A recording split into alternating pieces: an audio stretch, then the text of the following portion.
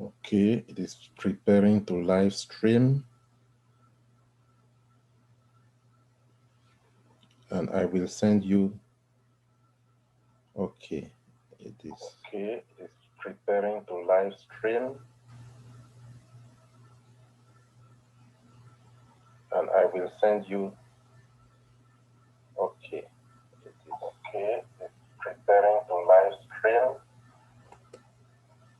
You have access to your email right now, right? And I will send you. Okay. Okay. Let me send you the email. You have access to your email right now, right? I will send you. Okay. Okay. Let me send you. You have access to your email right now, right? I will send you. Okay. You have access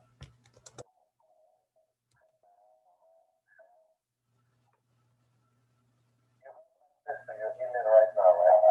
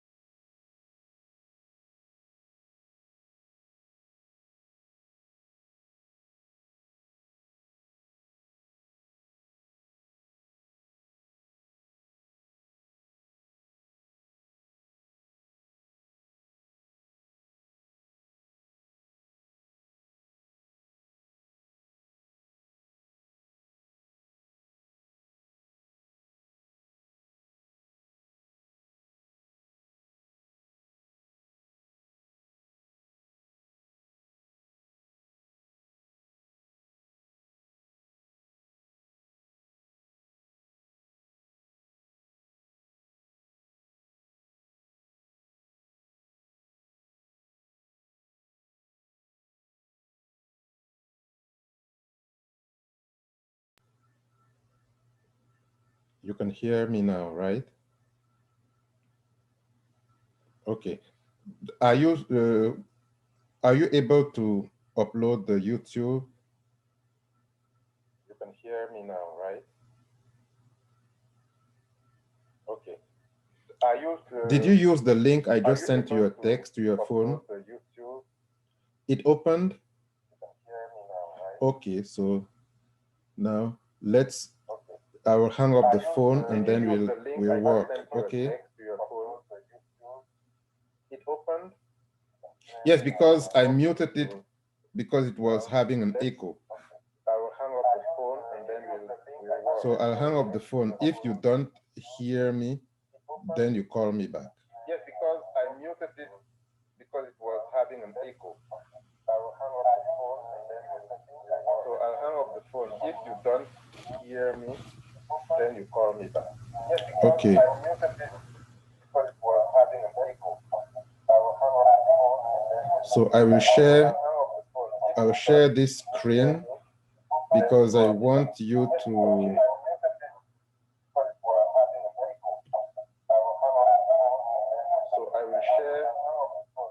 share this screen because I want you to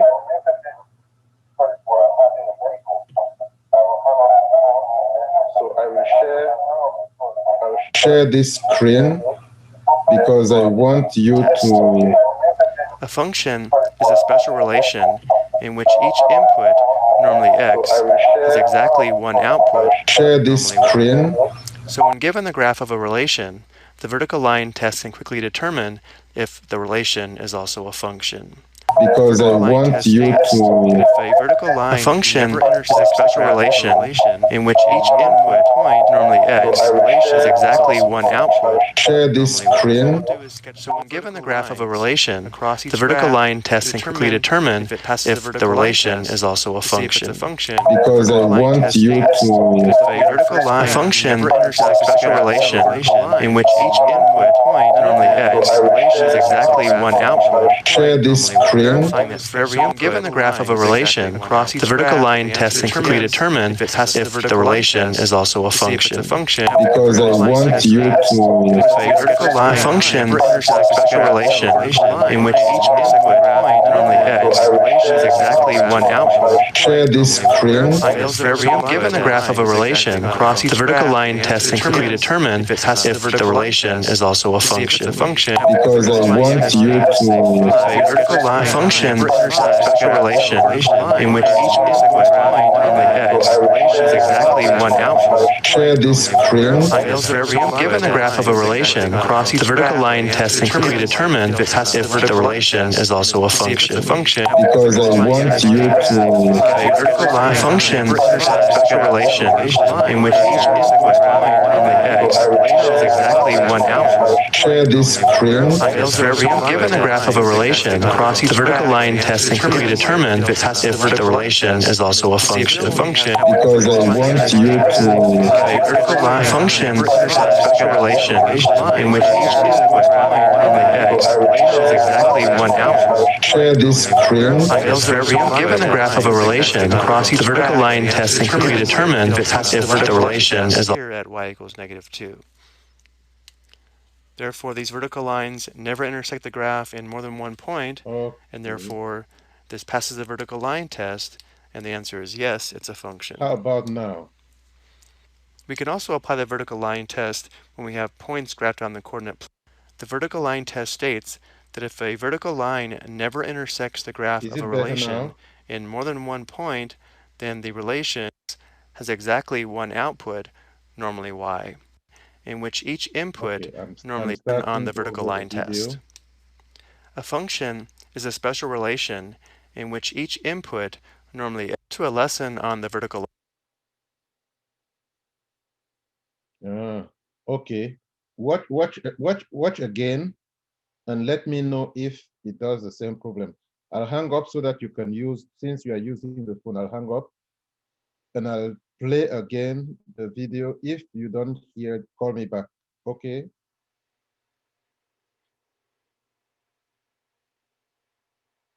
line test. A function is a special relation in which each input, normally x, has exactly one output, normally y. So when given the graph of a relation, the vertical line test can quickly determine if the relation is also a function.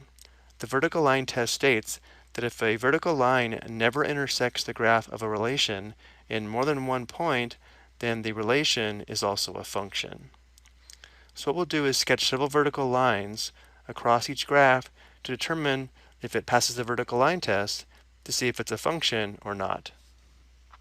So looking at our first graph, notice how if we sketch several vertical lines, none of them would intersect the graph in more than one point, verifying that for every input, there's exactly one output. So the answer is yes, this is a function. Now if we compare this to the second graph, notice as we sketch the vertical lines, these vertical lines intersect the graph in more than one point, specifically 2 points, and therefore this fails the vertical line test and it's not a function. So the answer is no, it's not a function. More specifically, if we consider the x value of, let's say, 5, notice how when x is 5, there are two corresponding y values, one here above the x-axis and one here below the x-axis. Since this input has two outputs, this is why it fails the vertical line test and is not a function. Looking at our next graph, as we sketch vertical lines, everything looks good until we get to this point here where it may be hard to tell, but there's a hole here and there's a point down here. So when we sketch a vertical line at x equals 2 here, it still only has one point of intersection because there's a hole here and there's a closed point here. So at x equals 2, the function value is actually down here at y equals -2.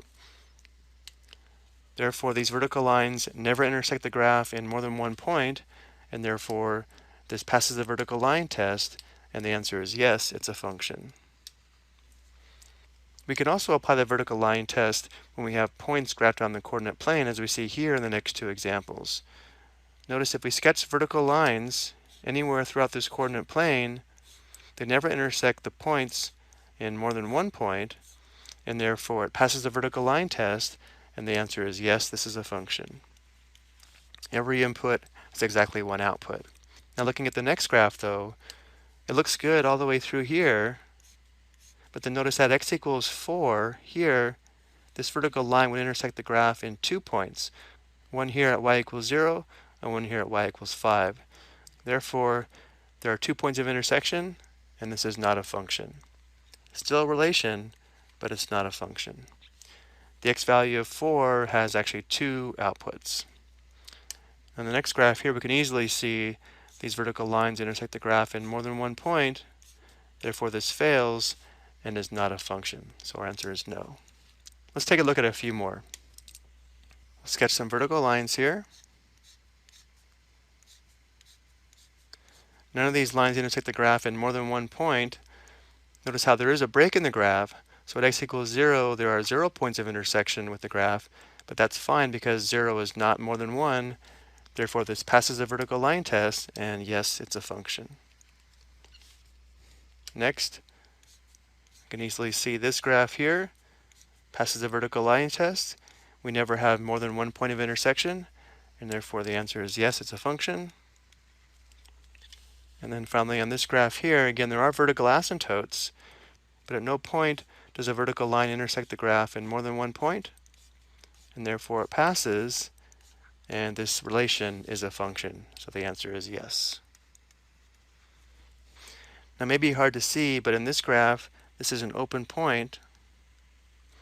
So as we sketch vertical lines across this graph, notice that x equals -1 here, because we have a hole here and a closed point here, there's only one point of intersection. Therefore, this passes the vertical line test, and once again, the answer is yes, this is a function. Looking at the next graph, everything looks good until, again, we reach x equals -1. Notice how there are two closed points here and here. So at x equals -1, there are actually 2 points of intersection, which is more than 1, and therefore this fails the vertical line test, and the answer is no, it's not a function.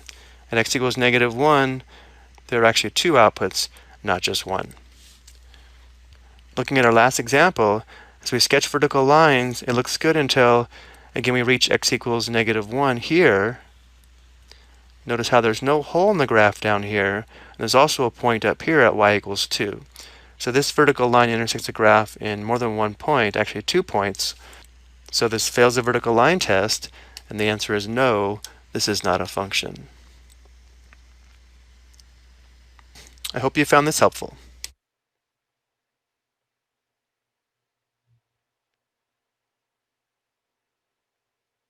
We want to determine if the given graphs represent functions. To do this, we can use something called the vertical line test. But let's start with a quick review of the definition of a function. A function is a relation in which every input or value in the domain is paired with exactly one output or value in the range. A simpler way to state this definition might be to say that every x value must have exactly one y value in order for the relation to be a function. And to test this graphically, we can use what's called a vertical line test. If a vertical line intersects a graph in more than one point, the graph fails the vertical line test and is not a function. So for example, looking at this first graph, notice if we sketch several vertical lines, none of them would intersect the graph in more than one point. Okay, this is another one. And I have posted these videos also in the Google Classroom. Okay. Did you understand very well the vertical line test? Because the vertical line test determines whether a relation is a function or not. You understand? And one-to-one function, what you do to vertical line test, you will also do the horizontal line test to determine if it is a one-to-one function. So one-to-one functions actually are special functions. In this problem, we're given three relations. Yes, In the one-to-one form of functions tables, as we actually see here below. use the We're asked to vertical determine which and tables are horizontal one-to-one line test functions. for To test to one-to-one see if a functions. relation is a one-to-one function, we first have to test to see if it's a function, and You then test to see understand? if it's a one-to-one function. So let's review both But I have definitions. posted all A these function is a YouTube, relation and in they are which not every long, input has exactly right? one output. Remember, the inputs are the x values or So the domain, in the Google and the Classroom, outputs the are the y two values lessons or the that I range. posted An easier way to think of this will is a lead relation you is a to function this if every news, x has and exactly then one corresponding y value. after watching So once we these know a relation, videos, in this example, we'll determine the relation is a so function. after watching these videos, you will go in book, the book that I uploaded in the Google Classroom. You have some homework. I ask you, for example, to do the even numbers. Even numbers, I believe.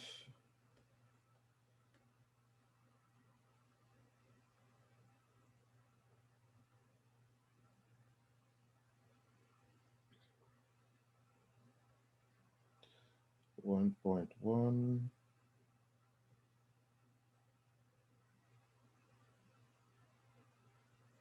Okay, these even numbers, these numbers from 38, I said from 38 to 60.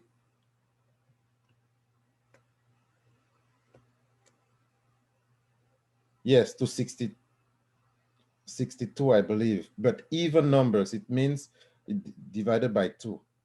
So when you look, for example, at these exercises, these problems, you can realize that number 38, it just asks you to evaluate the function. For example, f of 7, it means you replace x by 7. You substitute x by 7. You'll have square root of 7 plus 2. And then you solve that. and then it asks you to solve f of x equals 4. It means you have this equation equal 4, and then you square it to find the value of x. Okay? And then for the graphs that you have here, when they say for the following exercises, use the vertical line test to determine which graphs show relations that are functions. You just use the vertical line test. For example, number 41. If you use the vertical line test, you'll see that it is not a function. It is not a function because point 4, for example, has two values. One, which is positive 4, and the other one, negative 4. So it is not a function. But when you use the vertical line test, you'll be able to solve it. And you see it goes very fast, right? And so I posted those videos for you to help. And then you will watch other videos to determine we have done those earlier, the domain and range of functions. You remember, right? I told you last week that the domains are the input, x values, and the range are the y values. So the domains are the input and the range are the output. And so, and all these things, you can find them in the book as well, because this book, what I'm showing here, is exactly the one that I posted in Google Classroom. So you can also, of course, that's what you will be using to do your, to do the exercises, okay? And so I posted those in Google Classroom. The last two lessons that I posted today, I want you to do them as homework. Okay? And I just hope that on Monday the computer, your Chromebook will not act up. Okay? But I want you to understand these functions as well. There are what you call parent functions. The parent functions are functions that are the basic functions that are used to draw or graph any other functions. You understand? So for example, these functions are the parent functions. You have the constant. Constant is just a line, horizontal line. Every input will yield the same output because the function is a constant. Then you have the identity, f of x equals x. So the couple, what you have input will be the same thing, output. That is the identity, and that is the basis, the parent function for every single line. That is the identity. Then you have absolute values. Absolute value functions are functions in V shape. V shape. Okay? Then you have the quadratic functions that are like the bell. A bell.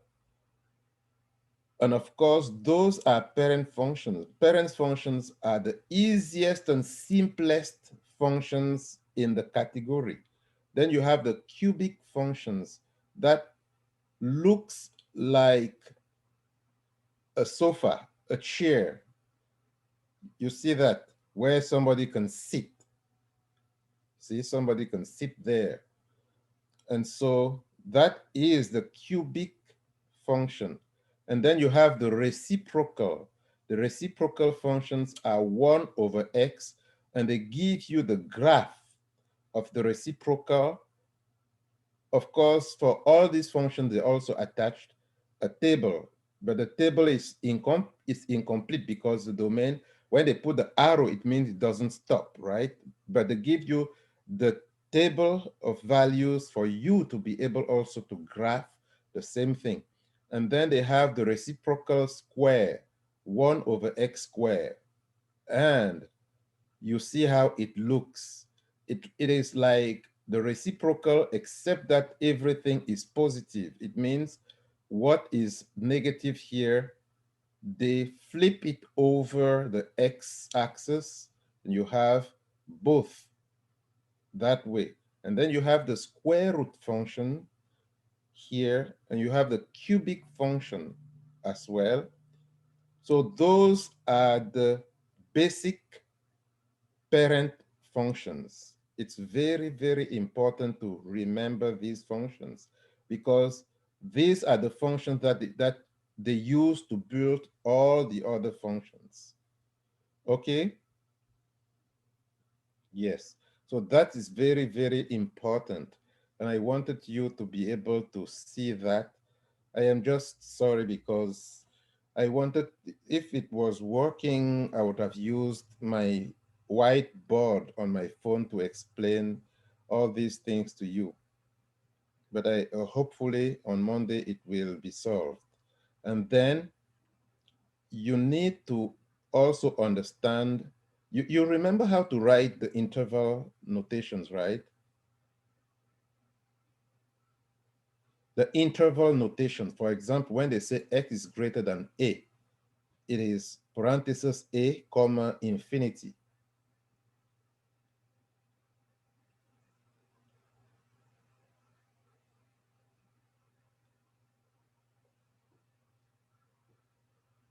Okay, okay. So on page 39 of the 23 of the book, you'll have the interval notations with the graphs and the description as well. So these interval notations are very important, especially when you are solving equations or when they want you to write the domain and the range. Generally, the domain and range, you write them either in set builder notation or in interval. Like you have interval notations here on page 23. And so, but you'll be able to find all the different notations as well because they help you. The set builder notations, you use the interval notation to write the set builder notation because set builder notation is the same thing, the same values. It's just that they write it mathematically. And so you may also watch the videos that I attached in the Google Classroom. They will help you also to master this concept. Okay, okay, yeah. So those were the lessons I wanted us to review so that you'll be able to do your work easily. And so these are parent functions again, but parent functions, and they give you the domain and range of the parent functions. Domain and range of the parent functions. For example, for constant, domain is negative infinity to positive infinity because it's constant. And the range is 1 point, C. For the identity, for example, it's a line, the domain and the range are the same from negative infinity to infinity. The V-shape, the absolute value functions, the V-shape functions, you just take the domain is exactly like the linear function from negative infinity to infinity, but the range, remember the range here, they always say absolute value is always positive, so it will be from 0 to infinity. The same thing goes for the quadratic, the Bell. Quadratic that looks like a U, a Bell function. The domain will always be negative infinity to infinity and the range 0 to infinity. And then the cubic function, the cubic functions, the domain and range are like linear functions from negative infinity to infinity, domain and range. Now, the reciprocal function, the domain, remember, because you jump at 0, you cannot divide by 0. That's why you take the 0 out of the domain. Negative infinity to 0, and then the 0 to infinity, not including. So that's why they use parentheses. And the domain and range are the same. However, for the reciprocal squared function, because it is squared, it is always positive. So the domain will be the same like the reciprocal function, but the range, you only take the positive side. So from 0 to infinity. And the square root function, it is always, remember, square root is defined only for positive numbers. So it goes from 0 to infinity, domain and range, because only the first quadrant. And then you have the cube root function. The cube root function is like the cubic function. Domain and range are the same. Okay? And so with that, I believe you will be able to do the work. And then in IXL, I have posted also some of the problem in math that you can use and familiarize yourself with it, and we will use it mainly next week. Okay? Any question? Okay. So please remember, I sent those things to you. I sent them in your email, in the Google Classroom, so that when you are looking at the Google Classroom, you'll see in pre-calculus 2 new lessons that I just posted today. Those are homework for Monday. Okay? And I wanted to let you know that we have taken out chemistry from your program. Okay? So you will not be doing chemistry this year. So uh, you will only do English, pre-calculus, psychology, social skills, and world history. And the last thing will be the resource class. Those are the classes you will be taking. But the resource class is just the time for you to be able to maximize in the lesson you have not really mastered. It's the time in which you can ask questions and we work to solve the different issues you may have. Okay? So good news, you will not do chemistry this year, but you will do it. You wanted to do chemistry? Uh, Me too. I wanted it, but it's the school, the Mr. Kirkpatrick, who told me that when they met with the specialist from the county, they said that you will be doing chemistry later on down the road. So probably in the summer or in the beginning of next year. So they were saying that they want you to focus on these classes so that you can be better prepared to take chemistry later on. So it's not that you will not do chemistry, you will do it, but not now. Okay. Okay. So any question? Okay, so please take this time, go to your Google Classroom and